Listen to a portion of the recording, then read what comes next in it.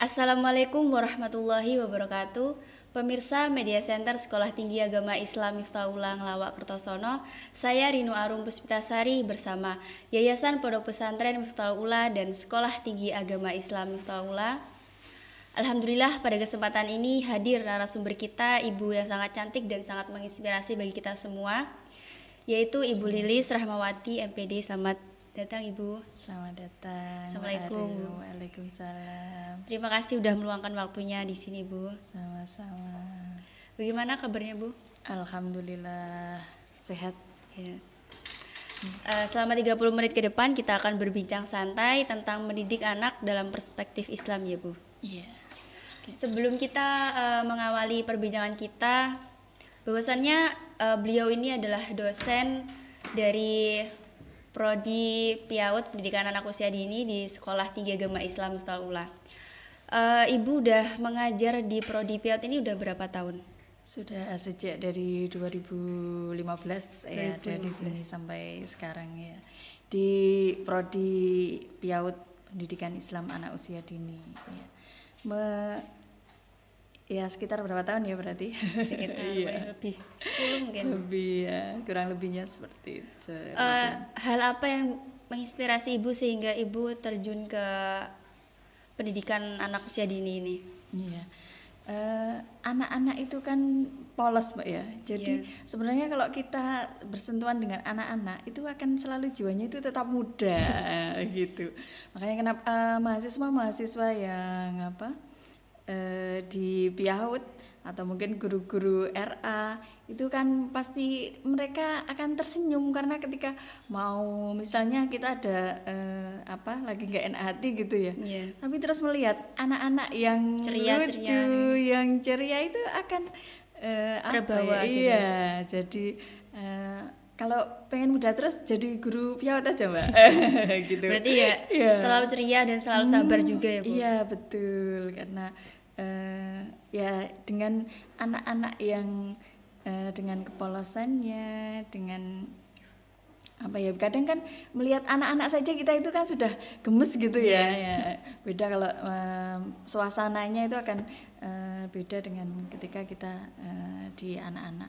Nah keuntungannya juga kalau yang di PIAUD ya, di Prodi PIAUD itu meskipun nanti misalnya ketika selesai terus tidak untuk bekerja misalnya ilmunya itu tetap bisa digunakan untuk anaknya sendiri. Nah itu yang plus-plusnya di situ. Plus-plusnya di situ. Jadi akan lebih useful untuk kita sendiri ilmunya gitu. Berarti lebih memahami karakteristik anak kecil, kemudian dalam hal psikologinya juga ya Bu? Iya betul, dan semuanya nanti akan ada di Prodi PIAUD Sekolah Tinggi Agama Islam Miftahullah gitu. Mungkin Ibu bisa memberikan suatu inspirasi untuk para calon-calon mahasiswa baru yang sehingga mereka ingin untuk masuk Prodi PIAUD gitu. Apa yang membuat Prodi PIAUD itu menyenangkan atau memberikan suatu keunggulan gitu Bu? Ya, keunggulannya itu tadi yang sudah kita bahas tadi ya. Terus di Prodi PIAUD itu juga kita menjalin banyak kerjasama juga ya. Jadi meskipun kita misalnya tempatnya di sini ya, terbilangnya lah tidak terlalu kota begitu ya. Tapi banyak sekali kerjasama yang sudah kita jalin sehingga tidak akan ketinggalan secara iptek ataupun secara knowledge-nya ya, karena kita juga tergabung pada asosiasi, jadi semua yang update-nya itu akan terus kita upayakan gitu. Untuk perihal alumni yang dari Prodi PIAUD tuh kebanyakan mereka lebih bekerja di bidang apanya Bu? Banyak Prodi PIAUD, ada yang menjadi edupreneur, ada yang mengajar di RA, di TK, ada yang menjadi kepala sekolah. Jadi bermacam-macam, insya Allah keberkahannya ada, insya Allah begitu. Karena kita berbasic pondok pesantren ya, paling tidak barokahnya yai Barokahnya. begitu iya. Jadi yang di luar nanti bisa ke Prodi PIAUD Sekolah Tinggi Agama Islam Hifdzakullah gitu. Yep. Yang saya ketahui itu prodi PIAUD kebanyakan memang mayoritas perempuan ibu. Apakah seumpamanya ada cowok yang mungkin masuk dalam prodi PIAUD itu apa bisa atau gimana Bu? Iya bisa, Bisa, ya? alhamdulillah ini Prodi PIAUD juga ada laki-lakinya, tapi ya memang tidak banyak. Jadi hanya kalau saat ini masih satu yang masuk Prodi PIAUD ya. Jadi mungkin ketertarikan mas-masnya ini belum seberapa ya. Jadi memang masih didominasi oleh perempuan ya, iya. Mungkin karena masih bersinggungan dengan anak-anak kecil, jadi mungkin agak membutuhkan ketelatenan ya. Padahal nanti misalnya bapak-bapak itu juga bisa sebenarnya. Iya. Tapi kalau dalam hal pendidikan anak usia dini itu kan lebih banyaknya mempelajari tentang psikolog anak kan Bu. Apakah ada perbedaan contohnya kalau mengambil jurusan kayak psikolog ataupun dalam hal yang lain tuh apa yang membedakannya Bu? Iya, kalau di PIAUD otomatis semuanya anak-anak disesuaikan dengan tahapan perkembangan anak-anak. Jadi untuk anak-anak usia dini tentu berbeda dengan anak-anak di masa-masa misalnya, Remaja. iya itu semuanya ada tahapan-tahapannya ya, ada tahapan perkembangannya. Tentu ketika kita mengajar dengan anak-anak itu juga disesuaikan dengan perkembangan tahapan psikologi mereka. Nah, yang ketika kita mendidik anak-anak itu memang banyak sekali ya yang para pemikir itu yang punya banyak pendapat-pendapatnya. Nah, kalau kita kaji dari perspektif Islam itu ketika kita mendidik anak itu yang pertama itu adalah keteladanan yang kita perlukan itu. Iya. Karena kalau keteladanan itu kan dilihat oleh anak. Iya. Tidak hanya diucapkan saja, tapi kita jadi role of play. Jadi modelnya itu kita sendiri ya. Jadi agar lebih bisa tertanam pada diri anak. Oke, coba sekarang saya minta tolong Mbak Arum ini ya. Yeah. Saya minta tolong praktekkan yang saya ucapkan ya. Yang saya ucapkan ya. Yeah. Jadi misalnya saya mata. Nah, nanti Mbak Arum juga pegangnya mata ya. Yeah. Hidung, nanti Mbak Arum pegangnya hidung ya. Oke ya, kita coba ya Mbak Arum ya. Oke. Mata, hidung, pipi, mata. Gimana Mbak Arum pegangnya, padahal saya kan tadi bilangnya praktekkan yang saya ucapkan ya. Yeah. Tapi ketika Mbak Arum melihat saya, meskipun saya bilang mata, tapi saya pegangnya hidung, Mbak Arum kan juga ikut hidung ya. Ikut menirukan. Iya, ikut menirukan. Nah, itulah pentingnya keteladanan. Jadi anak-anak itu tidak bisa kita bilangi saja, ayo salat. Nah, tapi mereka tidak tahu modelnya lah. Modelnya yang bilang ini enggak salat misalnya. Nah, ini enggak bisa. Jadi tidak akan masuk pada pada anak-anak. Karena mereka pertama belajar adalah yang mereka lihat. Jadi teladannya, contohnya itu. Misalnya ibunya bilang jangan main HP terus dong.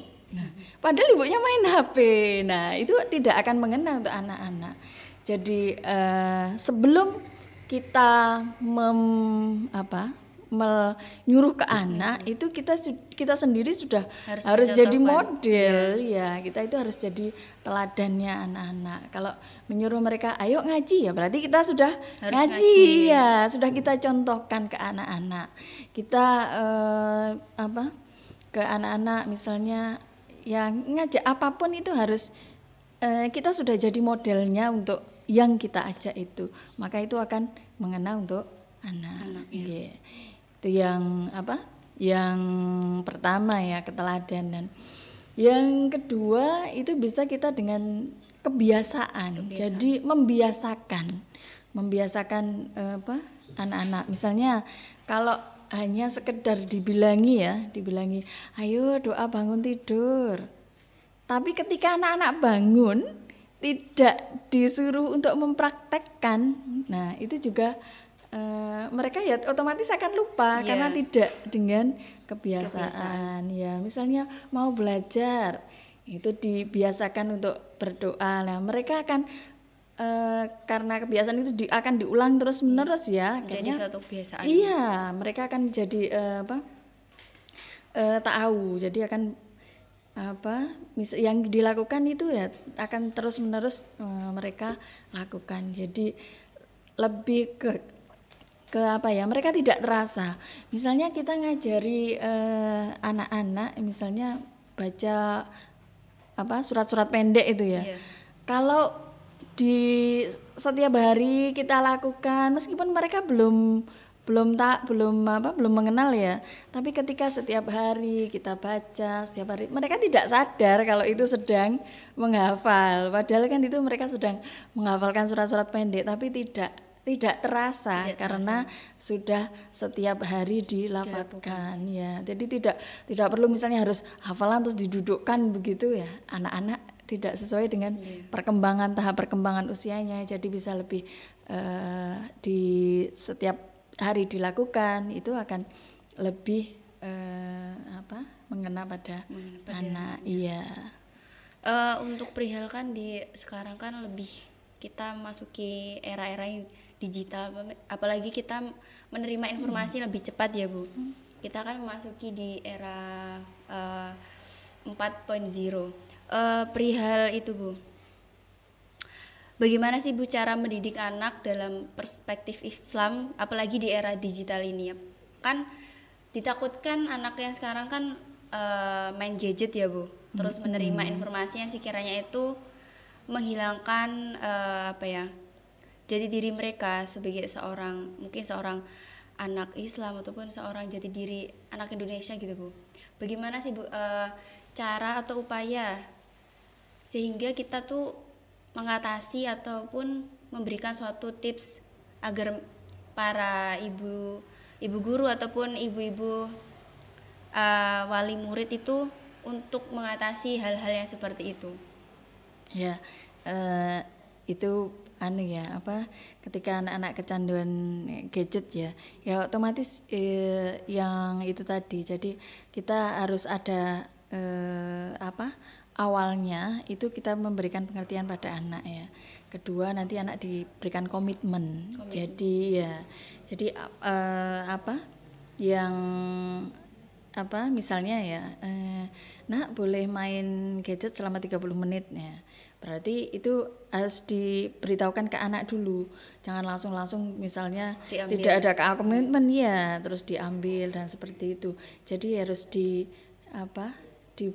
diajak ngobrol dulu ya, diberikan kesepakatan. Jadi nanti anak bisa menerapkannya. Saya melanjutkan yang tadi ya. Jadi yang pertama tadi ada keteladanan, yang kedua kebiasaan, yang ketiga ini bisa dilakukan dengan nasihat. Nasihat ini tidak harus menggurui ya, misalnya ayo ndang salat dan sebagainya. Nah, nasihat ini bisa diberikan dalam bentuk cerita, dalam bentuk kisah. Anak-anak itu senang sekali loh ya. Kalau kita ceritani begitu, mereka akan senang sekali. Jadi ada banyak buku cerita ya, bisa kita bacakan.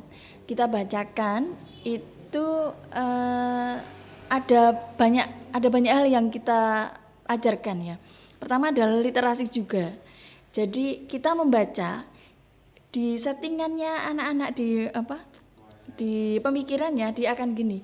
Oh, dengan membaca itu kita bisa tahu. Nah, itu menumbuhkan curiosity-nya, keingintahuannya untuk cepat bisa baca. Jadi tidak dipaksa untuk membaca, tapi sekelilingnya, maksudnya dibuat agar anak-anak itu terangsang untuk baca. Jadi kalau kita bacakan beda ya, didongengi dengan dibacakan ya. Kalau didongengi itu kita tidak baca buku ya, kita hanya langsung dongeng. Tapi ketika anak itu dibacakan dongeng, dibacakan cerita, mungkin bisa dikenalkan langsung ke kisah-kisah ya. Di awal itu bisa dikenalkan kisah-kisah. Sebenarnya kisah di dalam Al-Qur'an itu kan banyak sekali ya kisah-kisah yang bisa kita ambil hikmahnya. Dan pasti kalau di dalam Al-Qur'an kan sudah jelas begitu ya. Jadi di awal kita masukkan dulu ke mereka kisah-kisah yang ada di dalam Al-Qur'an. Sebenarnya tidak harus monoton, misalnya nabi ini, tapi kita misalnya tahu enggak kalau ikan paus itu, nah itu anak-anak akan wah ikan pausnya. Jadi tidak pada kata kunci Nabi Yunus misalnya, tapi kita alihkan, kita buat mereka itu tertarik pada pausnya, karena mereka ketika disebutkan Nabi Yunus begitu, otomatis ketertarikannya itu beda dengan ketika kita menyebutkannya itu ikan paus begitu. Jadi ketika ikan paus bayangannya, wah ikan paus itu yang seperti apa sih? Nah ketika ikan paus itu bisa menelan loh, Nabi Yunus itu bisa ditelan, mereka akan punya gambaran, wah besar sekali dan sebagainya. Dan di situ selain kita bisa memasukkan nasihat, ya hikmah yang ada dari cerita itu, kita bisa masukkan bagaimana mengembangkan, membuat mereka ingin membaca. Nah, literasinya juga ada, terus nasihatnya juga mengena ke anak, karena yang diceritakan itu biasanya akan dikenang oleh anak-anak. Coba misalnya jenengan dulu pernah enggak diceritakan waktu kecil dulu misalnya, ya. Ada satu cerita misalnya dibacakan sama kakak atau sama ibu atau sama nenek, itu biasanya kan akan teringat. Iya, teringat ketika sudah beberapa tahun itu masih, apalagi juga tentang kenangan kayak semuanya jatuh gitu loh. Iya. Kan emang di usia-usia segitu kan kayak memorinya tuh kuat gitu. Iya, betul. Iya. Memang di golden age itu memang memori-memori anak itu memang lebih lekat ya. Kalau peribahasa itu kan mengukir di atas batu ya, kan beda dengan mengukir di atas air. Ibaratnya kan kalau masih kecil itu kan mengukir di atas batu, jadi akan benar-benar nempel gitu ya, nempel di ingatannya. Tidak ketika kalau di atas air itu kan gampang sekali hilang. Betul, ketika kita buat di situ ya sebentar saat itu sudah akan menghilang lagi ya. Dan yang penting juga anak-anak itu harus diberikan perhatian. Jadi kita itu harus memperhatikan juga ke anak-anak. Misalnya anak-anak itu kan punya ingin tahuannya itu kan besar ya. Biasanya kan nanya terus. Nah nanti kalau nanya terus misalnya yang dewasa ibunya, kakaknya atau mungkin neneknya ini nanti bilangi, takut terus lah, itu justru memangkas kreativitasnya ya. Jadi keingintahuannya itu memang besar. Makanya ketika dia tanya itu ya harus kita perhatikan, kita respon, kita usahakan jawabannya yang bisa dimengerti pada usianya. Tetap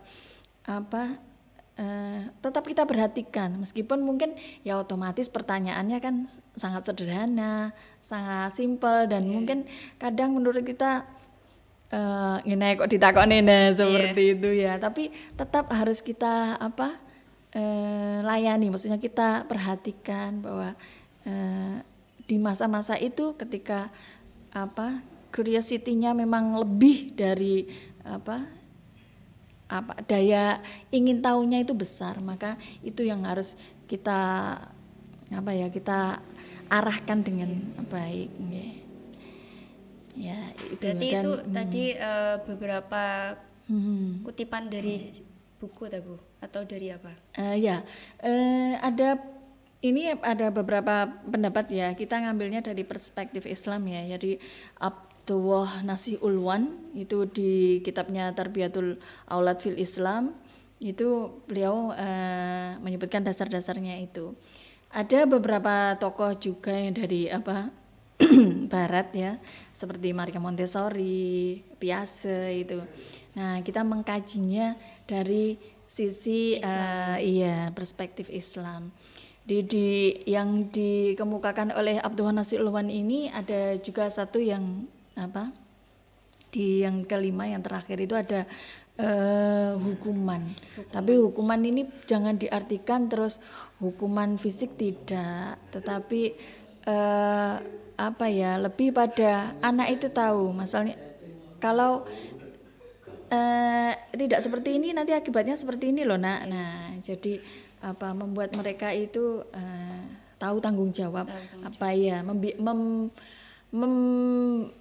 agar anak-anak itu membiasakan mereka itu tahu tanggung jawabnya, jadi lebih dini, karena ketika diajarkan di usia dini itu akan otomatis membekas pada meskipun hal-hal yang simpel saja, misalnya menaruh sandal ya di tempatnya, hal yang sesimpel itu, tapi kalau itu tidak dibiasakan, nah itu juga ketika dewasanya juga akan otomatis mereka tidak disiplin ya.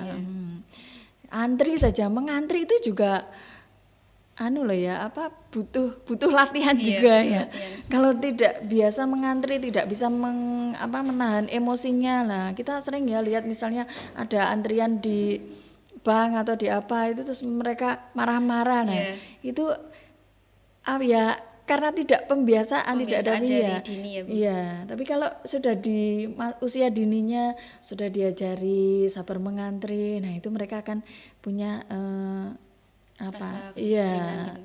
jadi memang ketika diajarkan di saat usia dini itu pasti lebih mengena ke anak-anak.